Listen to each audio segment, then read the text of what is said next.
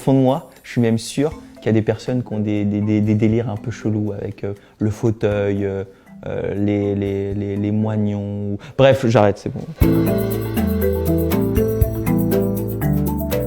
Salut à tous, c'est Théo Curin, je suis nageur handisport et aujourd'hui je suis chez Melty pour répondre à toutes les questions qu'on peut se poser sur le handicap. Les personnes en situation de handicap n'ont pas de vie amoureuse ou sexuelle et ne peuvent pas avoir d'enfants.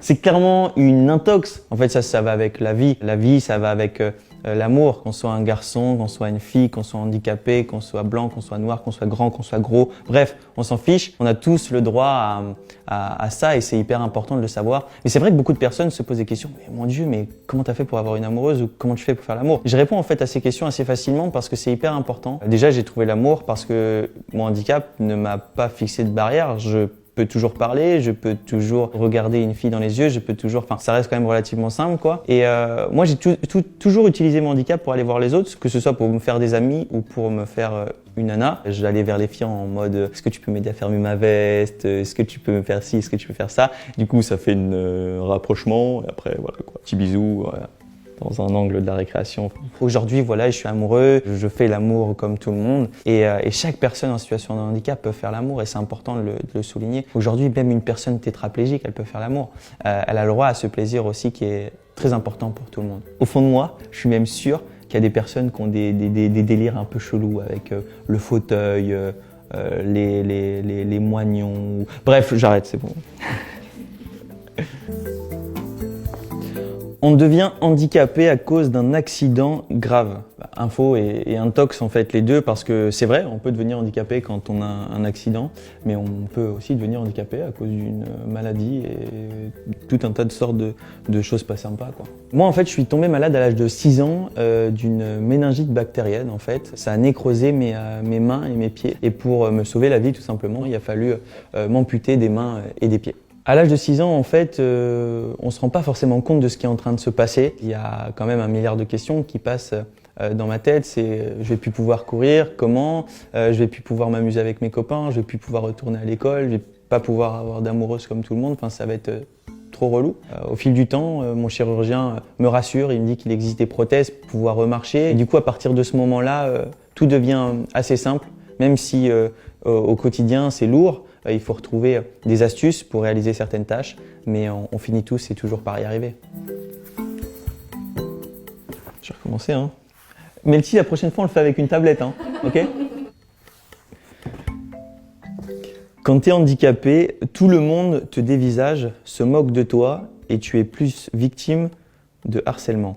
Info et intox aussi parce que c'est vrai quand on est handicapé ou même quand on est différent, j'ai l'impression qu'on peut faire face à des moqueries et aujourd'hui dans notre société, dès que tu appartiens pas entre guillemets à la norme, tu peux faire face à tous ces problèmes-là. Au tout début quand il m'est arrivé ma maladie, en fait quand je suis sorti de l'hôpital, j'ai eu beaucoup de mal à accepter le regard des autres. C'est hyper difficile en fait de passer en fait du gamin qui courait partout au supermarché et que tout le monde s'en foutait au gamin que tous les regards sont fixés sur lui. Pourquoi tout le monde me regardait comme ça avec autant d'assistance? Et finalement, en fait, plus tard, je vais me rendre compte que c'est humain, que c'est normal, que même moi, en fait, quand je vois quelqu'un de différent dans la rue, je le regarde. Mais il y a une façon de regarder, il y a une façon de dire les choses, il y a une façon d'aborder les gens aussi. Moi, aujourd'hui, j'ai totalement fait abstraction du regard des autres. Je suis conscient quand je me balade dans la rue en t-shirt que les gens me regardent et c'est normal. Et je suis même fier maintenant parce que j'ai réussi à prendre confiance en moi, à prendre confiance en mon corps. Je suis même fier de tout ça maintenant, ouais. Impossible d'être autonome quand tu es en situation de handicap. C'est clairement une intox. L'autonomie, clairement, c'est vrai, elle peut être difficile quand on fait face à un lourd handicap, mais on trouve toujours des solutions pour réaliser certaines tâches. C'est vrai qu'au début, quand je suis sorti de l'hôpital, moi, c'était hyper difficile, ne serait-ce que de manger, marcher ou écrire. Mais en fait, j'ai trouvé des astuces avec le temps pour remanger. Je mange avec mes coudes, j'écris avec mes 2 bras. En fait, on trouve toujours des solutions. C'est vrai, il y a forcément des personnes qui ont besoin d'une tierce personne ou d'une aide tout simplement pour réaliser certaines tâches parce qu'ils ont des handicaps plus lourds que le mien.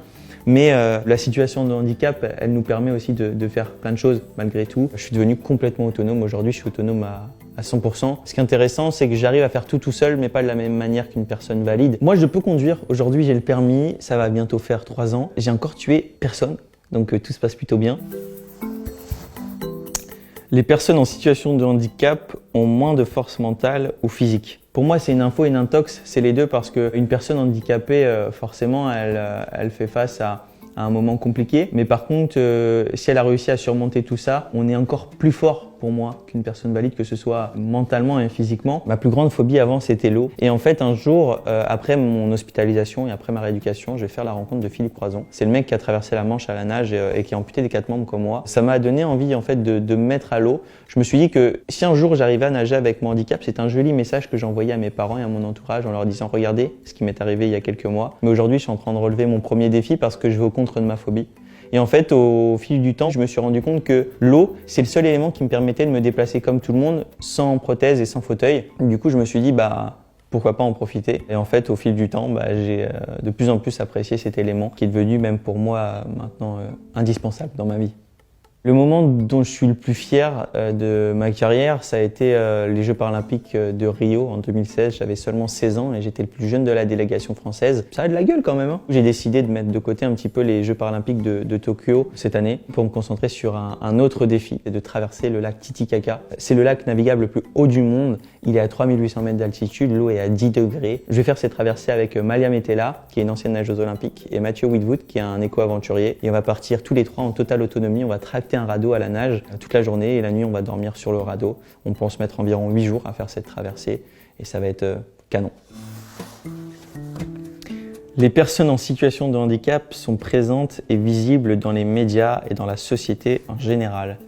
C'est un peu une intox parce que aujourd'hui je trouve qu'il y a pas assez de handicap, mais aussi de différence dans les médias, dans le mannequinat et dans toutes ces choses-là. Je dis pas qu'il y en a pas du tout. Je vais même dire que c'est en train de progresser. C'est-à-dire qu'on entend de plus en plus parler de la différence et du handicap à la télévision. Dans le mannequinat, aujourd'hui, le mannequinat, ils sont en train de changer un petit peu de mood, c'est-à-dire qu'ils apprécient même de plus en plus la différence. Il y a des grosses marques qui s'associent avec des personnes qui ont des profils un petit peu atypiques.